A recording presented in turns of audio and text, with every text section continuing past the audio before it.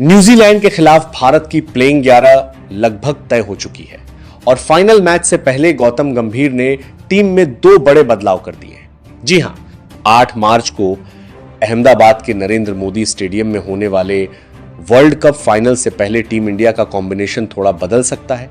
यह सिर्फ एक मैच नहीं है, ये करो या मरो की लड़ाई है। यहां जीतोगे तो इतिहास बन जाएगा, हारोगे तो सारी मेहनत बेकार। इस वीडियो में हम आपको बताएंगे कि भारत की आखिरी प्लेइंग 11 क्या होने वाली है, किन खिलाड़ियों की किस्मत चमकने वाली है और किन की छुट्टी तय मानी जा रही है। लेकिन उससे पहले अगर आप भी चाहते हैं कि टीम इंडिया न्यूजीलैंड को हराकर टीम इंडिया न्यूजीलैंड को 20 वर्ल्ड कप ट्रॉफी उठाए तो इस वीडियो को एक लाइक जरूर कर दीजिए, क्योंकि आपका एक लाइक टीम इंडिया का हौसला बढ़ाता है। पहले बात करते हैं उस सेमीफाइनल की जिसने पूरे टूर्नामेंट को हिला दिया। 5 मार्च 2026 वानखेड़े स्टेडियम, मुंबई। भारत बनाम इंग्लैंड T20 वर्ल्ड कप का दूसरा सेमीफाइनल, ऐसा मैच जिसमें बल्लेबाजी का तूफान भी था, सेंचुरी भी थी, ड्रामा भी था और आखिरी गेंद तक दिल धड़काने वाला रोमांच भी। क्रिकेट फैंस के लिए यह मुकाबला किसी फिल्म से कम नहीं था। हर ओवर में कहानी बदल रही थी, हर गेंद पर स्टेडियम की आवाज बढ़ रही थी और हर चौके के साथ माहौल और भी गर्म होता जा रहा था। भारत ने पहले बल्लेबाजी करते हुए 20 ओवर में 253 रन ठोक दिए। 7 विकेट जरूर गिरे, लेकिन रन ऐसे बरसे कि इंग्लैंड के गेंदबाजों की हालत खराब हो गई। वानखेड़े की पिच पहले से ही बल्लेबाजों के लिए मददगार मानी जाती है, लेकिन उस दिन भारतीय बल्लेबाजों ने इसे और भी छोटा बना दिया। गेंद चाहे तेज गेंदबाज डाल रहा हो या स्पिनर, भारतीय बल्लेबाजों ने किसी को नहीं बख्शा। इस मैच के असली हीरो रहे संजू सैमसन। 42 गेंदों में 89 रन, 8 चौके और 7 शू। शुरुआत से ही इंग्लैंड के गेंदबाजों को निशाना बनाया। उन्होंने पावर प्ले के अंदर ही मैच का टेम्पो सेट कर दिया था। और सबसे मजेदार बात यह कि जब वह 15 रन पर थे तब हैरी ब्रुक ने उनका आसान कैच छोड़ दिया। वही ड्रॉप कैच इंग्लैंड के लिए सबसे बड़ा श्राप बन गया। क्रिकेट में अक्सर कहा जाता है कि कैच छोड़ोगे तो मैच भी छोड़ोगे, और उस दिन यही हुआ। ब्रुक की उस गलती का खामियाजा पूरी टीम को भुगतना पड़ा। उसके बाद सैमसन ने पीछे मुड़कर नहीं देखा। जैसे ही उन्हें दूसरा मौका मिला, उन्होंने इंग्लैंड की गेंदबाजों पर पूरी तरह हमला बोल दिया। हर ओवर में बाउंड्री, हर कुछ गेंदों में इंग्लैंड के कप्तान बार बार गेंदबाज बदलते रहे, फील्ड बदलते रहे, लेकिन सैमसन का हमला रुकने का नाम नहीं ले रहा था। धीरे धीरे उनकी पारी सिर्फ एक अच्छी पारी नहीं बल्कि मैच जिताओ पारी बनती चली गई। उन्होंने सिर्फ रन ही नहीं बनाए बल्कि पूरी भारतीय टीम को आत्मविश्वास भी दिया। बाकी बल्लेबाज भी खुलकर खेलने लगे, क्योंकि उन्हें पता था कि एक छोर पर सैमसन मजबूती से खड़े। भारत की पारी में बड़े शॉट्स की बरसात हुई। पावर प्ले में तेज शुरुआत, मिडिल ओवर में लगातार बाउंड्री और डेथ ओवर में विस्फोट। कुल मिलाकर दोनों पारियों में 37 बाउंड्री लगी, जो T20 वर्ल्ड कप इतिहास में दूसरे सबसे ज्यादा बाउंड्री वाला मैच बन गया। जब स्कोरबोर्ड पर 253 सात लगा तो साफ लग रहा था कि इंग्लैंड के लिए यह लक्ष्य आसान नहीं होगा। लेकिन इंग्लैंड भी पीछे हटने वालों में नहीं था। 254 का पीछा करते हुए उन्होंने 246 रन बना दिए। जैकब बेथेल ने 48 गेंदों में 105 रन ठोक दिए। ऐसी सेंचुरी जिसने भारत के फैंस की धड़कन बढ़ा दी। आखिरी 3 ओवर में इंग्लैंड को 45 रन चाहिए थे और उस समय मैच किसी भी तरफ जा सकता था, लेकिन यहीं भारत की गेंदबाजी और फील्डिंग ने यह मैच पलट दिया। जसप्रीत बुमराह और हार्दिक पांड्या ने डेथ ओवर में कमाल की गेंदबाजी की। बुमराह का 18वां ओवर सिर्फ 6 रन का आ गया। वहीं अक्षर पटेल ने फील्डिंग में ऐसा कमाल किया कि कमेंटेटर्स भी हैरान रह गए। हैरी ब्रुक का कैच बुमराह किया, गेंद पर पीछे भागकर पकड़ा गया वो कैच मैच का टर्निंग पॉइंट बन गया। फिर विल जैक्स का रिले कैच भी जबरदस्त था, जिसमें अक्षर ने गेंद पकड़कर शिवम दुबे को थ्रो किया। अब असली जंग है 8 मार्च को अहमदाबाद का नरेंद्र मोदी स्टेडियम, दुनिया का सबसे बड़ा क्रिकेट स्टेडियम। लाखों फैन स्टैंड बाय करते हैं जो करके नरेंद्र मोदी स्टेडियम में होंगे और करोड़ों लोग टीवी पर मैच देखेंगे।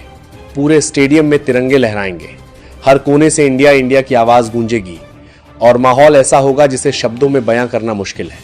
जब 1 लाख से ज्यादा लोग एक साथ टीम इंडिया का समर्थन करते हैं तो खिलाड़ियों के अंदर भी अलग ही ऊर्जा आ जाती है, लेकिन उसी के साथ दबाव भी उतना ही बड़ा होता है, क्योंकि इतने बड़े मंच पर गलती की गुंजाइश बिल्कुल नहीं होती।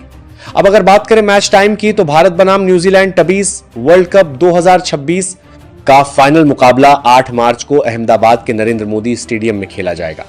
इस मैच का टॉस शाम 6:30 बजे होगा और मुकाबला ठीक 7:00 बजे भारतीय समय के अनुसार शुरू होगा। टीवी पर इस मैच का live telecast star sports network के चैनलों पर मिलेगा, जहां हिंदी, इंग्लिश, तमिल, तेलुगु और कन्नड़ जैसी कई भाषाओं में कमेंट्री उपलब्ध होगी। वहीं अगर आप मोबाइल या लैपटॉप पर मैच देखना चाहते हैं तो जियो हॉटस्टार ऐप और वेबसाइट पर लाइव स्ट्रीमिंग उपलब्ध होगी, जहां आप अलग अलग भाषाओं में मैच का मजा ले सकते हैं। इसके अलावा जियो हॉटस्टार ऐप जो लोग सिर्फ लाइव स्कोर और अपडेट्स फॉलो करना चाहते हैं वो क्रिकबीन, क्राइस इन्फो या आईसीसी के आधिकारिक ऐप पर हर गेंद की जानकारी देख सकते हैं। अब आते हैं भारत की संभावित टॉप प्लेइंग 11 पर।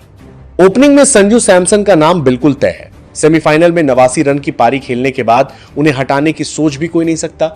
जिस अंदाज में उन्होंने इंग्लैंड के खिलाफ बल्लेबाजी की उससे साफ दिख गया कि वह इस समय अपने करियर के सबसे बेहतरीन फॉर्म में। बड़े मंच पर जिस तरह का आत्मविश्वास चाहिए होता है वो संजू के खेल में साफ दिखाई दे रहा है।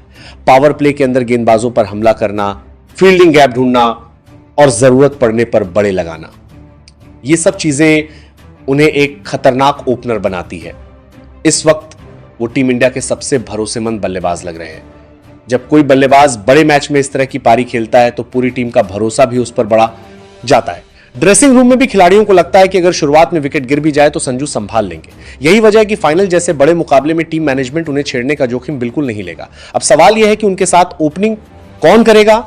यहां सबसे बड़ा नाम था अभिषेक शर्मा, लेकिन सच यह है कि पूरे टूर्नामेंट में उनका प्रदर्शन बेहद खराब रहा। 7 मैचों में सिर्फ 89 रन, 3 बार 0 पर आउट, वर्ल्ड नंबर 1 T20 बल्लेबाज बनकर आए थे, लेकिन मैदान पर वह आत्मविश्वास कहीं नजर नहीं आया। कई बार ऐसा लगा कि वह मानसिक दबाव में आ गए हैं। ऑफ स्पिन के खिलाफ बार बार आउट होना, शुरुआती ओवरों में जल्दबाजी करना और मौके मिलने के बाद भी बड़ी पारी नहीं खेल पाना, ये सारी चीजें टीम मैनेजमेंट के लिए चिंता का कारण बनी। वर्ल्ड कप जैसे बड़े टूर्नामेंट में अगर कोई खिलाड़ी लगातार फेल होता रहे तो टीम के पास ज्यादा विकल्प नहीं बचते। आखिरकार फाइनल जैसे बड़े मुकाबले में भावनाओं से नहीं बल्कि प्रदर्शन से फैसले होते हैं। यही वजह है कि अभिषेक शर्मा को खराब फॉर्म के कारण बाहर बैठाया जा सकता है। ऐसे में उनके साथ ओपनिंग करने आ सकते हैं Ishan Kishan. Left right combination team के लिए जरूरी है और ईशान की आक्रामक बल्लेबाजी पावर प्ले में मैच का रुख बदल सकती है। अगर एक छोर से संजू सैमसन शॉट लगा रहे हो और दूसरे छोर से ईशान कर रहे हो और आपको जरूरी के लिए बात कर रहे हैं कि हासिल किशन भी उसी अंदाज में हमला करें तो विपक्षी टीम के गेंदबाजों के लिए लाइन और लेंथ पकड़ना बेहद मुश्किल हो जाता है। न्यूजीलैंड के पेसर्स के खिलाफ उनका रिकॉर्ड भी ठीक है। ट्रेंट बोल्ट टीम सऊदी जैसे अनुभवी गेंदबाजों के सामने भी उन्होंने पहले कई बार अच्छे रन बनाए। लेफ्ट हैंड बल्लेबाज होने के कारण गेंदबाजों को अपनी लाइन बदलनी पड़ती है और यही चीज भारतीय टीम के लिए फायदेमंद हो सकती है। सबसे बड़ी बात यह है कि संजू सैमसन और ईशान किशन की जोड़ी लेफ्ट राइट कॉम्बिनेशन देती है। इससे विपक्षी टीम के गेंदबाजों के लिए फील्ड सेट करना मुश्किल हो जाता है। कप्तान को बार बार फील्ड बदलनी पड़ती है और गेंदबाजों की लय टूट जाती है। नंबर 3 पर कप्तान सूर्य कुमार यादव उतरेंगे। सूर्य टीम की बैटिंग का इंजन है। 360 डिग्री शॉट्स खेलने वाले बल्लेबाज मैदान के किसी भी कोने में रन बनाने की क्षमता रखते हैं, लेकिन यहां एक सच्चाई भी है जिसे नजरअंदाज नहीं किया जा सकता। सूर्य की बल्लेबाजी जितनी शानदार है उतनी ही आलोचना उन्हें बड़े मैचों में फ्लॉप होने को लेकर झेलनी पड़ती है। कई बार ऐसा देखा गया है कि लीग मैचों में वो तूफानी पारी खेलते हैं, लेकिन जब बात नॉकआउट या बड़े मुकाबले की आती है तो उनका बल्ला उतना प्रभावी नहीं दिखता। एक्सपर्ट्स भी कई बार इस बात पर सवाल उठा चुके हैं कि आखिर बड़े मंच पर सूर्य का प्रदर्शन उतना प्रभावशाली क्यों नहीं रहता। अगर पिछले मैच की बात करें यानी इंग्लैंड के खिलाफ सेमीफाइनल की, तो वहां भी उनसे बड़ी पारी की उम्मीद थी। टीम को उम्मीद थी कि संजू सैमसन के साथ हाथ मिलकर सूर्य भी बड़ा स्कोर बनाएंगे और इंग्लैंड के गेंदबाजों पर पूरी तरह हावी हो जाएंगे, लेकिन उस मैच में उनका प्रदर्शन उतना खास नहीं रहा। उन्होंने कुछ अच्छे शॉट जरूर लगाए लेकिन वह लंबी पारी नहीं खेल पाए। एक कप्तान से जिस तरह की जिम्मेदारी वाली पारी की उम्मीद की जाती है वो उस दिन पूरी तरह नजर नहीं आई। यही वजह है कि कई क्रिकेट एक्सपर्ट्स ने कहा कि सूर्य को ऐसे बड़े मैचों में ज्यादा जिम्मेदारी से खेलना चाहिए। अगर वह क्रीज पर 30-40 गेंद टिक गए और 60-70 तिंग 200 देखेंगे रन की पारी खेल दी तो मैच पूरी तरह भारत के पक्ष में जा सकता है, क्योंकि उनके बाद आने वाले बल्लेबाज पहले से ही आक्रामक अंदाज में खेलते हैं। ऐसे में सूर्य की पारी भारत के लिए मैच का टर्निंग पॉइंट बन सकती है। इसलिए नंबर 3 पर सूर्य कुमार यादव की भूमिका बेहद अहम होने वाली है। यह फाइनल उनके लिए भी एक तरह की परीक्षा है, आलोचकों को जवाब देने की परीक्षा, बड़े मंच पर खुद को साबित करने की परीक्षा और कप्तान के तौर पर टीम को ट्रॉफी दिलाने की परीक्षा। नंबर 4 पर तिलक वर्मा, शांत दिमाग वाला बल्लेबाज जो मिडिल ओवर में पारी संभाल सकता है। कई बार जब बड़े खिलाड़ी आउट हो जाते हैं तो ऐसे ही बल्लेबाज टीम को संभालते हैं। तिलक की सबसे बड़ी ताकत यही है कि वह घबराते नहीं हैं। कई युवा खिलाड़ी बड़े मंच पर आकर जल्दबाजी में गलत शॉट खेल बैठते हैं, लेकिन तिलक का खेल थोड़ा अलग है। वो पहले परिस्थिति को समझते हैं, फिर धीरे धीरे पारी को आगे बढ़ाते हैं। मिडिल ओवर टी20 क्रिकेट का सबसे अहम हिस्सा होता है। अगर इस समय विकेट गिरते रहे तो टीम की पूरी लय बिगड़ जाती है। यही वजह है कि नंबर 4 पर ऐसा बल्लेबाज चाहिए जो क्रीज पर टिक सके और स्ट्राइक रोटेट करते हुए रन गति को गिरने ना दे। तिलक वर्मा यही काम करते हैं। वह सिर्फ बड़े शॉट लगाने पर निर्भर नहीं रहते, बल्कि सिंगल डबल ले एकर भी स्कोरबोर्ड को आगे बढ़ाते रहते हैं। नंबर 5 पर हार्दिक पांड्या ऑलराउंडर के तौर पर टीम के सबसे अहम खिलाड़ी, बल्लेबाजी भी कर सकते हैं, गेंदबाजी भी और जरूरत पड़ने पर मैदान में आक्रामक नेतृत्व भी दिखाते हैं। टीम का संतुलन काफी हद तक हार्दिक पर ही टिका रहता है। अगर हार्दिक बल्ले से रन बना दे और गेंद से 1-2 विकेट निकाल ले तो मैच का रुख पूरी तरह बदल सकता है। लेकिन सच बोले तो हार्दिक से हमेशा उम्मीद ज्यादा रहती है, क्योंकि जब आप खुद को ऑलराउंडर कहते हैं तो आपसे सिर्फ एक विभाग में नहीं बल्कि दोनों विभागों में प्रदर्शन की उम्मीद की जाती है। कई बार ऐसा देखा गया है कि हार्दिक बल्ले से तो कुछ रन बना देते हैं, लेकिन गेंदबाजी में ज्यादा असर नहीं दिखता, या फिर गेंदबाजी अच्छी होती है लेकिन बल्लेबाजी में जल्द आउट हो जाते हैं। अगर वो बल्ले और गेंद दोनों से असर नहीं दिखाते तो आलोचना होना तय है। बड़े मैचों में ऑलराउंडर की जिम्मेदारी और भी ज्यादा बढ़ जाती है, क्योंकि ऐसे खिलाड़ी ही टीम को मुश्किल हालात से बाहर निकालते हैं। हार्दिक के पास ताकत भी है, अनुभव भी है और बड़े मंच पर खेलने का आत्मविश्वास भी है। नंबर 6 पर शिवम दुबे स्पिनर्स को टारगेट करने वाले बल्लेबाज, बड़े लगाने की ताकत रखते हैं और अहमदाबाद जैसी पिच पर उनकी ताकत काम आ सकती है। शिवम दुबे की बल्लेबाजी की सबसे बड़ी खासियत यही है कि वह खासकर स्पिन गेंदबाजों के खिलाफ बेहद खतरनाक साबित होते हैं। जैसे ही स्पिनर गेंदबाजी करने आता है, दुबे तुरंत अटैक मोड में चले जाते हैं। उनके लंबे कद और ताकतवर बल्ले की वजह से गेंद आसानी से बाउंड्री के पार चली जाती है। टी20 क्रिकेट में मिडिल और डेथ ओवर के बीच का समय बहुत अहम होता है। यही वह समय होता है जब टीम को रन गति बढ़ाने की जरूरत होती है। अगर इस समय कोई ऐसा बल्लेबाज हो जो बिना ज्यादा सम ये लिए बड़े शॉट लगा सके तो टीम का स्कोर तेजी से बढ़ सकता है। शिवम दुबे ठीक वही भूमिका निभाते हैं। वो क्रीज पर आते ही गेंदबाजों को दबाव में डालने की कोशिश करते हैं। अहमदाबाद की पिच भी अक्सर बल्लेबाजों के लिए मददगार मानी जाती है। यहां बाउंड्री भले बड़ी हो, लेकिन अगर बल्लेबाज के पास ताकत हो तो गेंद आसानी से स्टैंड तक पहुंच जाती है। शिवम दुबे के पास वही ताकत है। अगर उन्हें 15-20 गेंद खेलने का मौका मिल गया तो वह मैच का रुख पलट सकते हैं। कई बार ऐसा हुआ है कि दुबे ने सिर्फ कुछ ही गेंदों में मैच की दिशा बदल दी। नंबर 7 पर रिंकू सिंह, डेथ ओवर के सबसे भरोसेमंद फिनिशर। कई बार उन्होंने मुश्किल मैच जिताए हैं। पिछले कुछ सालों में रिंकू सिंह ने खुद को एक ऐसे खिलाड़ी के रूप में साबित किया है जो दबाव के समय घबराता नहीं।